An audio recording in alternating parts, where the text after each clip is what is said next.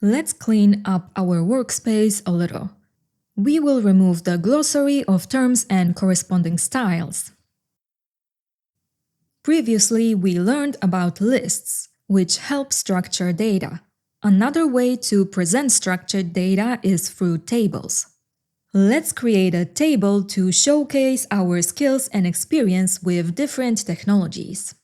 Let's declare the table using the table tag. To add a table row, use the tr tag for table row. The first row serves as a table header, so use the th tag, which stands for the table header. And we are going to have 3 columns: skill, experience time, and experience level from 1 to 10. Now we see a table header.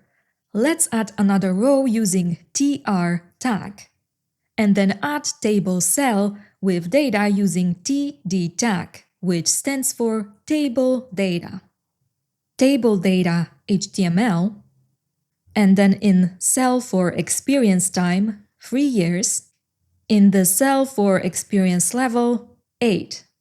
And let's add another row, tr table data CSS, 2 years, and 7. Now we have a structured table, but it's not very readable because it lacks styling. Let's fix that. Our CSS file is getting large, so we will create a separate file named table CSS to keep table styles separate. And to link this to our page, add this inside the head section. Link and press enter and link it to our table CSS file. By default, the table is aligned to the left. Let's make it wider by selecting Table element and then width 100%, which ensures the table spans the full width of the parent element. To improve readability, let's add a border. So border 1 pixel, solid gray.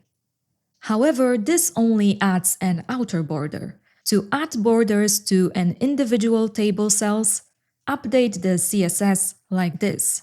Select th element for table header, and then td for table cell, and border 1 pixel, solid gray.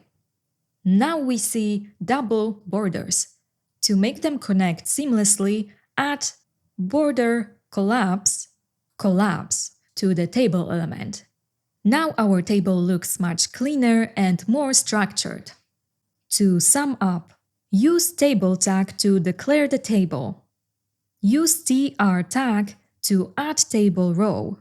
Use th tag to add a cell with table header, and use td tag to add cell with table data.